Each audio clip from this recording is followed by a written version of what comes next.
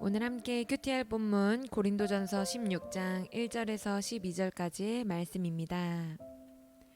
성도를 위하는 연보에 관하여는 내가 갈라디아 교회들에게 명한 것 같이 너희도 그렇게 하라. 매주 첫날에 너희 각 사람이 수입에 따라 모아두어서 내가 갈 때에 연보를 하지 않게 하라. 내가 이를 때에 너희가 인정한 사람에게 편지를 주어 너희의 은혜를 예루살렘으로 가지고 가게 하리니 만일 나도 가는 것이 합당하면 그들이 나와 함께 가리라. 혹 너희와 함께 머물며 겨울을 지낼 듯도 하니 이는 너희가 나를 내가 갈 곳으로 보내어 주게 하려 함이라. 이제는 지나는 길에 너희 보기를 원하지 아니하노니 이는 만일 주께서 허락하시면 얼마 동안 너희와 함께 머물기를 바람이라. 내가 오순절까지 에베소에 머물려 함은 내게 광대하고 유효한 문이 열렸으나 대적하는 자가 많음이라. 디모데가 이르거든 너희는 조심하여 그로 두려움이 없이 너희 가운데 있게 하라. 이는 그도 나와 같이 주의 일을 힘쓰는 자임이라. 그러므로 누구든지 그를 멸시하지 말고 평안히 보내어 내게로 오게 하라. 나는 그가 형제들과 함께 오기를 기다리노라. 형제 아볼로에 대하여는 그에게 형제들과 함께 너희에게 가라고 내가 많이 권하였으되 지금은 갈 뜻이 전혀 없으나 기회가 있으면 가리라. 아멘. 오늘 본문은 이제 고린도 교회의 마지막으로 남은 두 가지 문제에 대한 바울의 답변을 다루고 있습니다. 그것은 예루살렘 교회를 위한 연보에 관한 문제와 아볼로에 관한 문제입니다. 먼저 연보에 관한 문제에 대해 살펴보도록 하겠습니다. 연보라는 것은요, 자기의 재물을 내어서 남을 도와주는 행위를 말합니다. 당시에 예루살렘에 엄청난 기근으로 말미암아 큰 흉년이 들었습니다. 예루살렘에는 가뜩이나 빈민층들이 많이 있었지만 이 기근으로 인해서 예루살렘 사람들은 이전보다 훨씬 더 비참한 빈궁 속에 빠져 있었습니다. 당연히 모든 교회의 모교회가 되는 예루살렘 교회 성도들도 엄청난 굶주림에 처해 있었습니다. 바울은 그래서 자신이 복음을 전하고 세웠던 교회들을 방문해 가면서 예루살렘 교회를 위한 연보에 힘쓰자고 권면하고 있었습니다. 그리고 이 문제에 대해서 고린도 교회에도 이미 당부했었지만 그것이 잘 지켜지고 있지 않았기 때문에 다시 한번 편지를 통해서 그들에게 연보를 부탁하고 있는 것입니다. 우리 1절 말씀입니다. 성도를 위하는 연보에 관하여는 내가 갈라디아 교회들에게 명한 것 같이 너희도 그렇게 하라. 바울에게 있어서 예루살렘 교회를 향한 이방 교회들의 연보는 엄청난 의미를 가지고 있었습니다. 이 의미를 두 가지로 살펴볼 수 있는데요. 첫 번째, 연보의 의미는요, 예수 그리스도 안에 있는 가난한 형제에 대한 마땅한 사랑의 행위입니다. 복음은 늘 하나님께 받은 은혜와 사랑에 대한 합당한 반응으로 하나님을 사랑하고 이웃을 사랑하라고 요구하고 있습니다. 신약 시대의 첫 교회인 모교회인 예루살렘 교회를 통해서 특별히 복음이 이방으로 전해졌기 때문에 이 교회의 가난한 성도들을 돕는 행위는 그들이 전한 복음으로 말미암아 교회가 세워지고 구원받은 이방인 그리스도인들이 당연히 해야 되는 행위였던 것입니다. 그리고 이 두 번째 연보에 담긴 의미는요, 이방인 그리스도인들과 유대인 그리스도인들을 하나로 묶는, 연합시킬 수 있는 행위였습니다. 당시의 유대인과 이방인들을 온전히 하나로 결합시키는 일은 실질적으로 불가능해 보이는 일과 같아 보였습니다.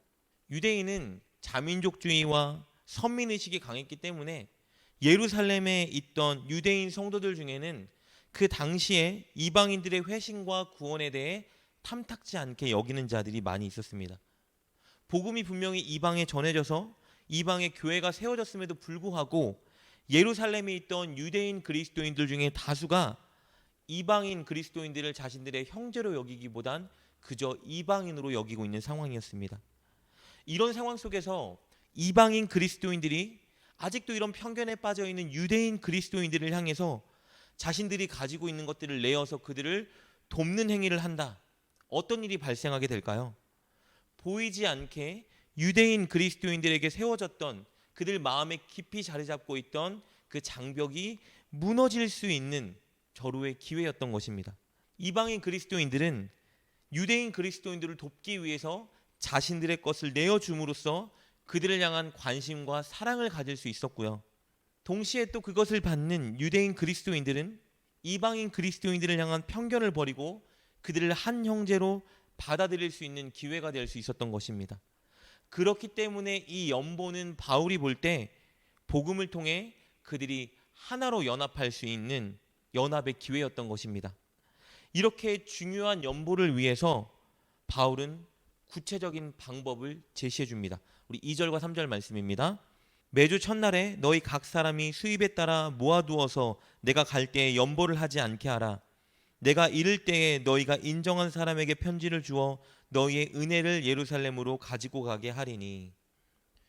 연보의 방법은 이런 것입니다. 첫째, 매주 첫날 주일마다 예루살렘 교회를 도울 돈을 꾸준히 틈틈이 모아두어야 합니다. 바울은 고린도 교회 성도들이 평상시에는 연보를 위한 아무런 준비도 하지 않고 있다가 바울이 왔을 때 황급하게 헌금하십시오 하고 돈을 모으는 것을 원치 않았습니다. 오랫동안 마음을 가지고 주일마다 꾸준히 헌금하여 돈을 모아두길 원했습니다. 특별히 주일마다 모으라고 한 이유는요, 주님을 예배하는 그날 형제와 자매를 돕는 것이 주님이 주신 은혜에 합당하게 반응하는 것이라고 생각했기 때문입니다.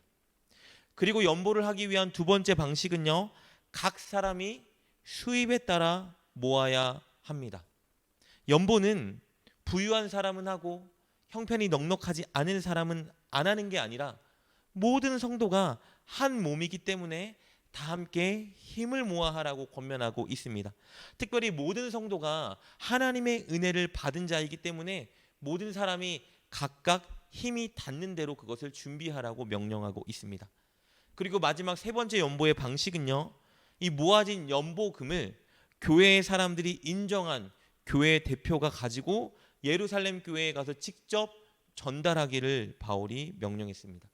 왜냐하면 돈만 주는 것이 아니라 고린도 교회의 대표가 예루살렘 교회에 직접 방문해서 자신들이 이 돈을 어떻게 모았는지 그 스토리를 이야기해주고, 그리고 그들이 어떤 마음을 가지고 있었는지 그들과 나눌 때에 두 교회의 진정한 연합과 교제가 일어날 수 있다고 생각했기 때문입니다. 이처럼 연보라는 것은요, 마땅히 하나님의 은혜를 받은 하나님의 자녀가 해야 되는 일이고, 특별히 마음과 정성을 다해 치밀하게 준비한 방법으로 행할 때 주는 사람도 받는 사람도 진정한 연합을 이루게 해주는 것입니다. 이렇게 예루살렘 교회를 위한 연보를 부탁한 바울은 5절부터 9절을 통해서 자신이 생각하고 있는 앞으로의 계획에 대해서 고린도 교회 성도들에게 나눕니다. 고린도 교회 성도들이 바울을 오해하고 있는 부분이 있고, 또 진솔한 대화를 통해서 나눔을 통해서 그들이 풀어야 될 것들이 있기 때문에 바울은 그들에게 가서 겨울을 지내고 싶다는 계획을 내비칩니다. 이렇게 잠시 자신의 계획에 대해서 밝힌 바울은 이제 마지막으로 남은 한 가지 문제, 그 문제에 대한 답을 줍니다. 그 문제는 고린도 교회를 떠나 있는 아볼로에 대한 문제입니다.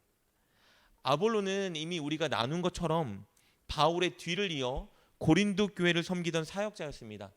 그는 당시 고린도 사람들이 열광했던 수사학과 웅변술에 능통했던 자입니다. 즉 설교를 논리적으로 화려한 언변으로 아주 잘 전하는 자였기 때문에 당시 성도들에게 큰 인기를 누리던 자였습니다. 그러나 성도들은 이런 인기 있던 아볼로와 초대교회 목사인 바울을 비교하기 시작했고, 교회 안에 보이지 않는 당을 만들어내기 시작했습니다. 나는 바울파, 나는 아볼로파, 바울이 뛰어나다, 아볼로가 더 뛰어나다, 비교하면서 결국 교회에 분열을 일으켰던 것입니다. 그래서 아볼로는 이런 문제들에 번아웃되기 시작했고 결국 고린도 지역을 떠났습니다. 그런데 고린도 교회 성도들은 그 아볼로를 다시 자신들 교회의 사역자로 보내달라고 바울에게 부탁한 것입니다. 바울은 그래서 아볼로에게 고린도 교회에 가서 사역할 것을 권면했지만, 아볼로는 자신으로 인해서 고린도 교회 안에 파가 나뉘고 분란이 일어나는 것을 두려워했던 탓인지 그 제안을 거절했습니다. 그래서 이 내용을 바울이 고린도 교회 성도들에게 나누고 있는 것입니다. 12절 말씀입니다.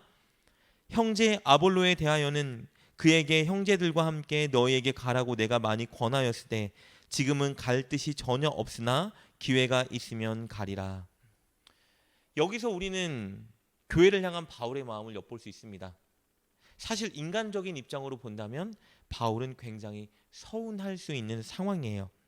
자신이 고린도 교회 사람들에게 복음을 전해서 고린도 교회를 세웠고 1년 6개월 이상을 그곳에 머물면서 정말 최선을 다해 고생해가며 성도들을 가르쳤습니다.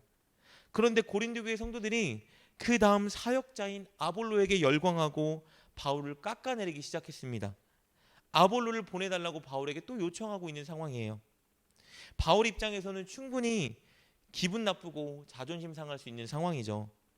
그럼에도 불구하고 바울은 아볼로의 능력과 영향력을 인정하고 또 고린도 교회 성도들의 요구를 생각하며 아볼로에게 권면한 것입니다. 고린도 교회에 다시 가서 그들을 잘 섬기는 게 어떻겠느냐 이렇게 요청한 것이죠.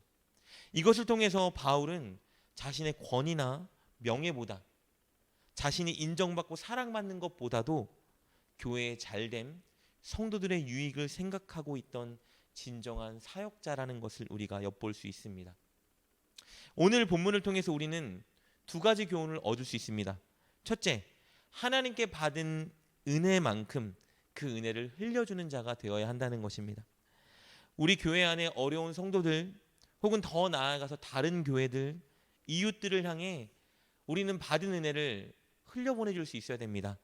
늘 틈틈이 한결같이 내가 가진 것들을 가지고 그들을 도울 수 있어야 됩니다.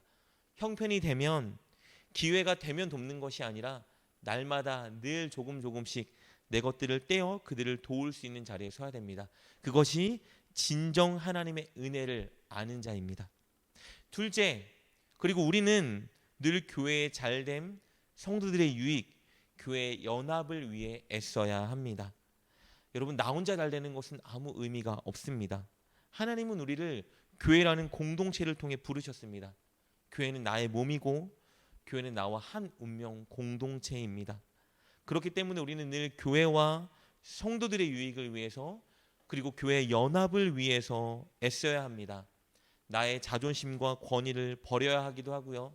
또 내가 가진 시간과 물질들을 사용해야 되기도 합니다. 우리가 그렇게 할 때 나를 통해, 우리를 통해 예수님이 몸인 교회가 든든히 세워져 가고 주님은 영광 받으실 것입니다. 사랑하는 여러분, 오늘부터 꼭 날마다 은혜를 흘려 보내시는 여러분 되시길 주님의 이름으로 축복합니다. 그리고 늘 교회와 성도들의 유익을 위해 내가 할 수 있는 일, 하지 말아야 되는 일이 무엇인지 고민하시고 그것을 꼭 실천에 옮기셨으면 좋겠습니다. 꼭 그렇게 하나님께 교회로부터 받은 진짜 은혜를 아는 여러분 되시길 주님의 이름으로 축복합니다. 기도하겠습니다.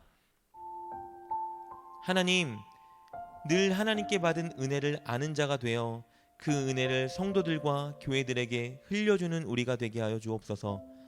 그것을 위해서 날마다 우리가 가진 것들을 조금씩 틈틈이 모아 어려운 성도들을 위해 사용하는 우리가 되게 하여 주옵소서.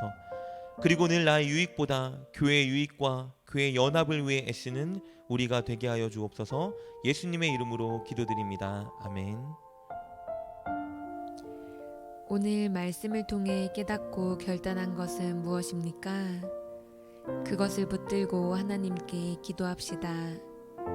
그리고 그렇게 실천하며 하루를 살아가는 여러분 되시길 주님의 이름으로 축복합니다.